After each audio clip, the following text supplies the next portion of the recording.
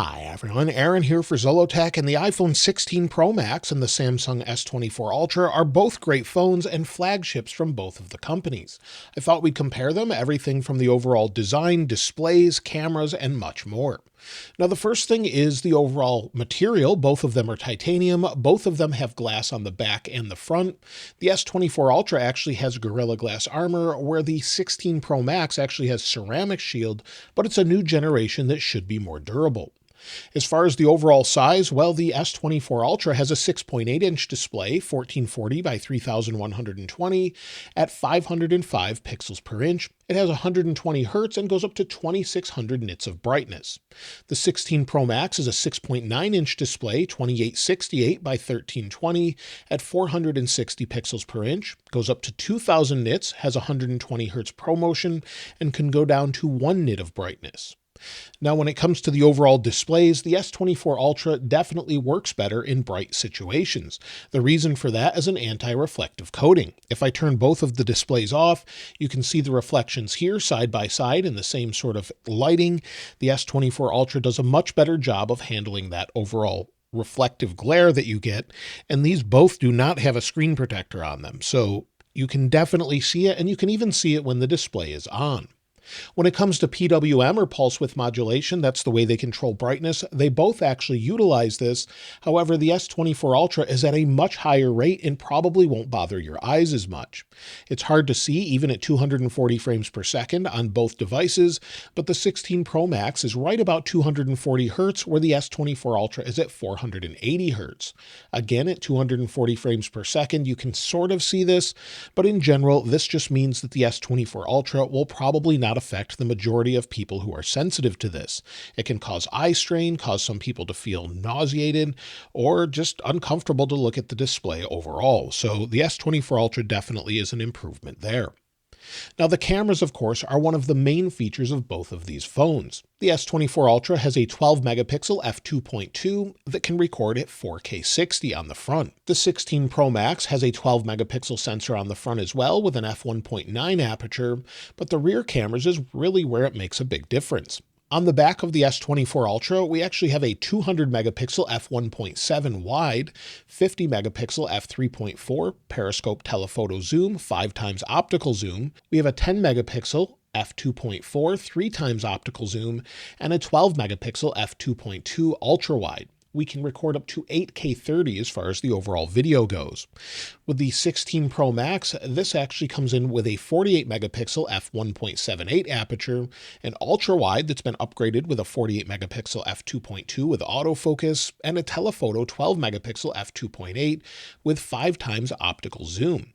We have 4K 120 as far as native built-in codecs. It records that all day long. It will actually extinguish the battery before it actually stops recording. It won't overheat, and in general looks pretty phenomenal as far as that goes. We also have a studio quality 4-mic array in the 16 Pro Max this year, with the option to change the audio mix after you've actually recorded the video. If we go into a video, so within a video, if we go to edit, within edit, we can go to audio mix, and under audio mix, we have standard, in-frame, studio, and cinematic. We'll take a look at that when we do the video comparison in a moment, but we also have wind noise reduction on both of them. So they have decent video cameras, but the iPhone usually seems to be a little bit better that way, especially with the ProRes options that we have now as well. Now, before we do a camera comparison, you can extend your telephoto zoom lens and macro capabilities with today's sponsor, Reflex. The new Super Telephoto 240mm lens allows you to extend the optical reach of your device by 2 times, giving you a real 10 times optical zoom. This works on both the S24 Ultra and 16 Pro Max, simply screws in like this. You can use it for portrait photography as well, and it has natural compression and bokeh. With the magnetic remag system, you can easily attach a 200 or 300mm macro lens, just attach it to the front of the telephoto lens, and now you have an all-new lens. It allows you to capture that up to 20 to 30 centimeters away. The lens is designed in-house by Reflex and is patented. The lenses are compatible with the 17mm thread mounts and work with the Reflex G Series and Pro Series phone cases. Reflex is offering a super early bird discount of 43% off on Kickstarter, or you can get it on their website as well.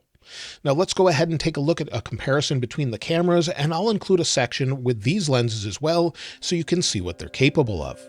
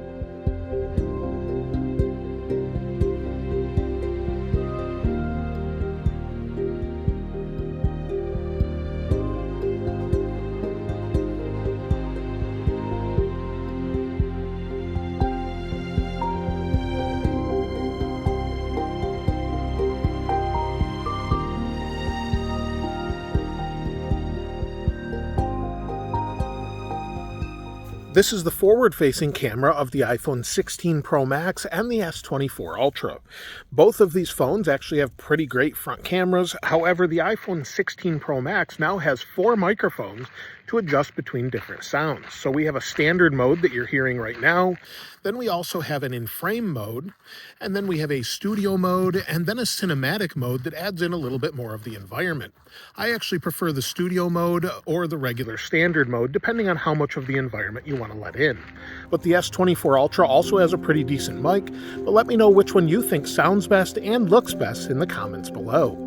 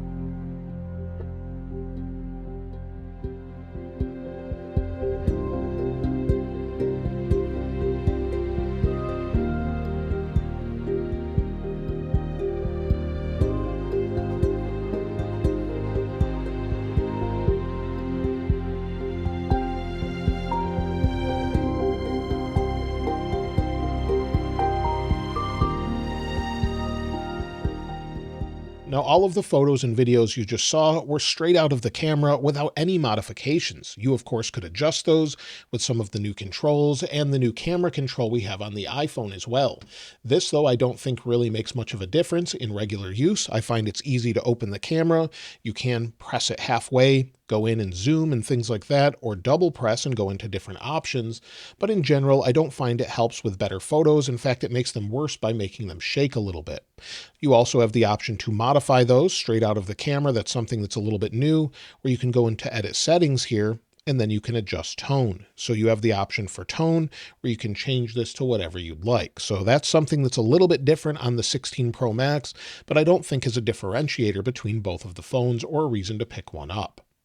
Now, when it comes to battery life, the S24 Ultra has a 5,000 milliamp hour battery, which is good for about 7 hours of normal use or 13 hours or so in different tests.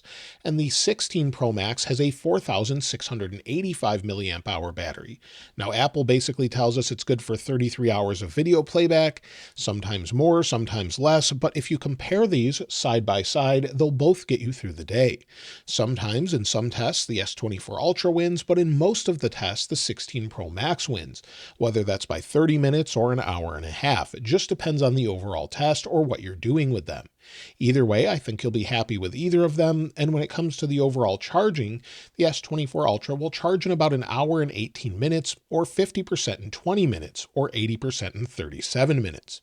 The 16 Pro Max takes a little bit longer to charge. While we do have a bump up in the overall wireless charging this year with the proper adapter, we can charge with MagSafe up to 25 watts. It doesn't hold that temperature or that speed the entire time. It will get you to about 100% in 2 hours and 20 minutes or so, depending on how you're charging it, or 50% in 26 minutes, 80% in 57 minutes. So that last 20% sometimes can take a very long time. Either way, it's usually around 2 hours for most people. It just depends how you charge it. When it comes to the speed of the devices, well, it really depends on what you're doing, and we'll test that in just a moment. But the S24 Ultra has the Qualcomm Snapdragon 8 Gen 4 specifically made for the S24 Ultra. It has 12 gigs of RAM and storage up to 1 terabyte. It starts at $256. The 16 Pro Max has the new A18 Pro CPU, 8 gigs of RAM, and again, storage up to 1 terabyte starting at $256. Now, when it comes to the overall speed of just doing day-to-day tasks, well, they can vary quite a bit. So let's go ahead and take a look at it. So the first thing is, let's go ahead and open the camera. So we'll go ahead and open this. They both get in pretty quickly. We'll do it one more time. Sometimes that can vary. That time the iPhone was faster. Again, they're very similar as far as opening them and then taking a photo. So you'll see the shutter might be a little bit faster on the iPhone, but in general, you'll be able to get in and take a photo pretty quickly. If you're going into Safari or Chrome, they're going to basically open at the same speed. Most of the time, day-to-day tasks are going to be the same. Both devices have all the apps closed in the background, nothing's running. Let's go ahead and try out a game and see how fast it loads. So we'll go into Real Racing 3 here. So Real Racing, let's go ahead and open it, see how long it takes to load. iPhone goes into game mode.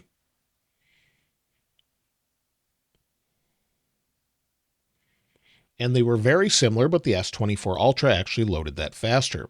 If we swipe to get started here, you'll see the S24 Ultra was a little bit smoother that time around. Let's go ahead and enter this game mode here, or just the first race, and I'll show you what it's like as far as the overall loading speed. Again, the S24 Ultra was faster there.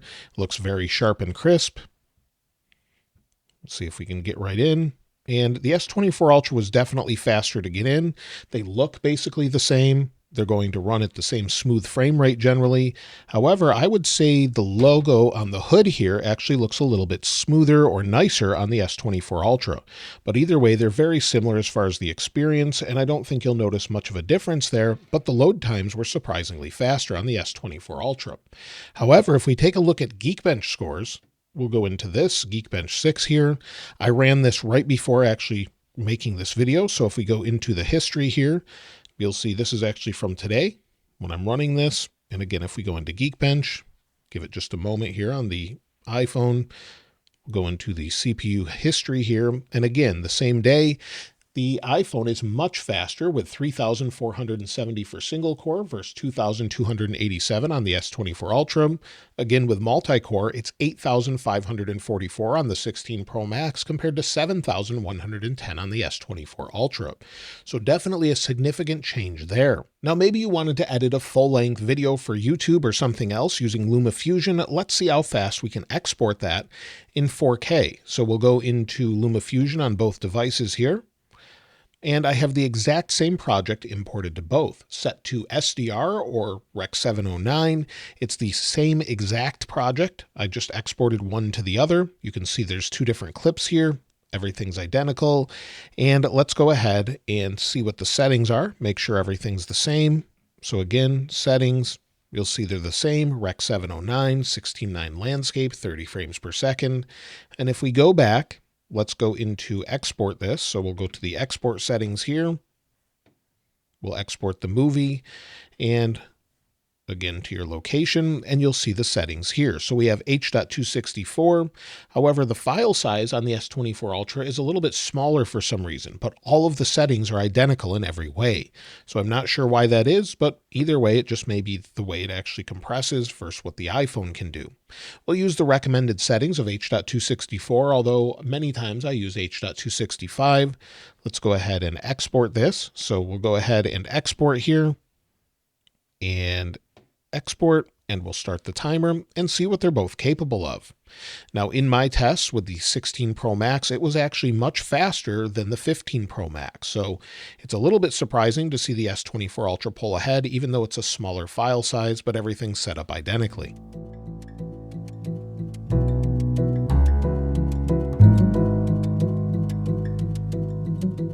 So you'll see the S24 Ultra was definitely faster than the 16 Pro Max. I've actually run this with H.265 and found the exact same thing.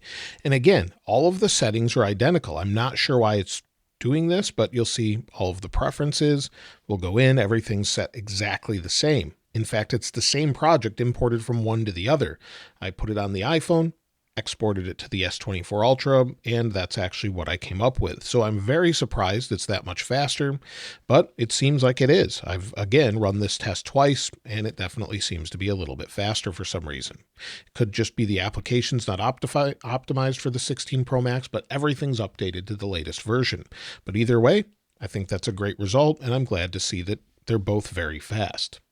Now, as far as the overall heat, since we just ran an export test, let's go ahead and take a look. Both of them feel very similar to the Touch. Maybe the 16 Pro Max is slightly warmer, but they seem to be handling overall thermals pretty well. Now, with the S24 Ultra at the hottest point, we're at about 30 degrees Celsius or 29.9. On the 16 Pro Max, again at the hottest point, we're at about 30.3 degrees Celsius or 30.5. Very, very similar results. They're both dissipating heat properly, no issues there, and both feel fairly cool to the touch. So I'm pretty happy to see that. The 16 Pro Max is definitely better than the 15 Pro Max at handling that overall.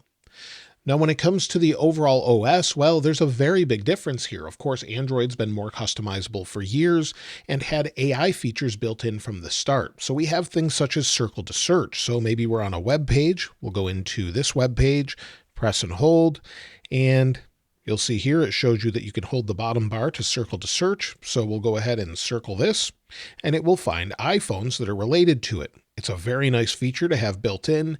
And of course, you can use things such as Gemini, you can use Google Voice, you can use the camera to identify things, and many of those features are actually rolling out to iPhone, but not at the launch. Now, by the time you're watching this video, it could be out already, but we have the new things such as the new animation for Siri, but the actual Siri update isn't coming until the following year.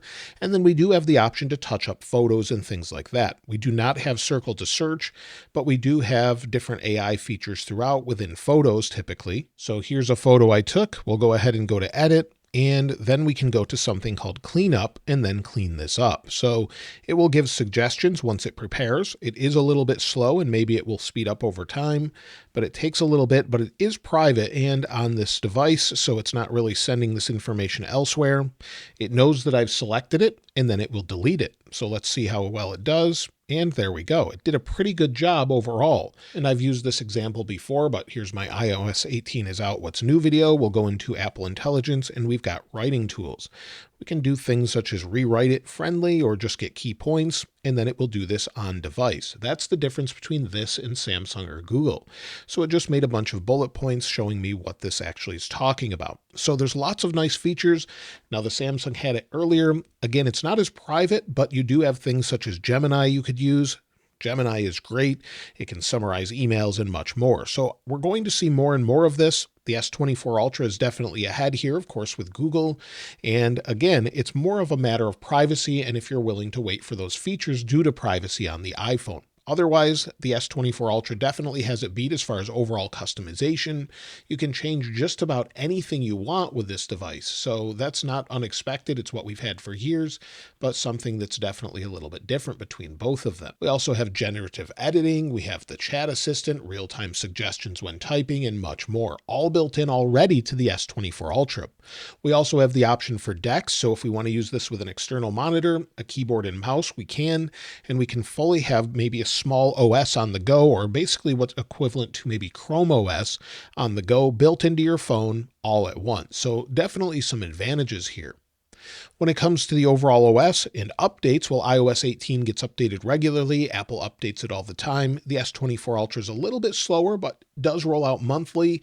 And we're supposed to have a big update with the next version of One UI. So smoothness and overall usability, I would say this time around, just using both of these, whether it's the S24 Ultra or Android in general, I would say seems to be a little bit more stable in my opinion. It also seems to be smoother with the animations. The overall animation speed is turned down on the iPhone, but still very smooth. If you want to do something simple such as scroll, maybe we'll go in and just scroll left and right or up and down. Everything is mostly smooth, but the iPhone can stutter from time to time. It seems like it needs some software optimization, but both will get support for years to come. Now, finally, I wanted to test the overall speakers as many people want to know what those sound like, so let's go ahead and take a listen. So here's one of my YouTube videos, the S23 Ultra versus the 15 Pro Max. Let's hear what it sounds like.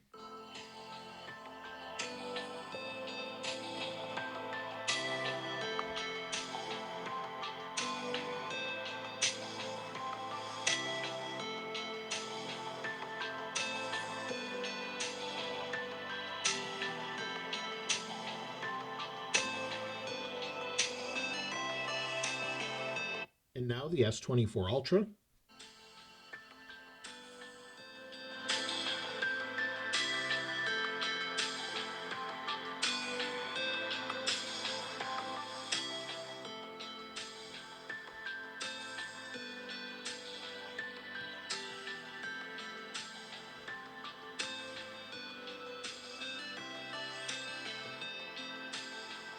Now, both went pretty loud and sounded quite good at the highest volumes. The S24 Ultra actually went about 3 decibels louder than the iPhone 16 Pro Max at its max volume, and both sounded nice and clear. They do have a slight difference in sound, with maybe the iPhone having a little bit more bass, but in general, they both sound great, and I think you'd be happy with either one that way. And this brings me to which one should you choose, or which would be best for you? Well, this comes down to a few different factors. If you use an iPhone and you have an iPad, an Apple Watch, and a Mac, well, the iPhone's going to be better for you just in general, since AirDrop will work seamlessly across the devices.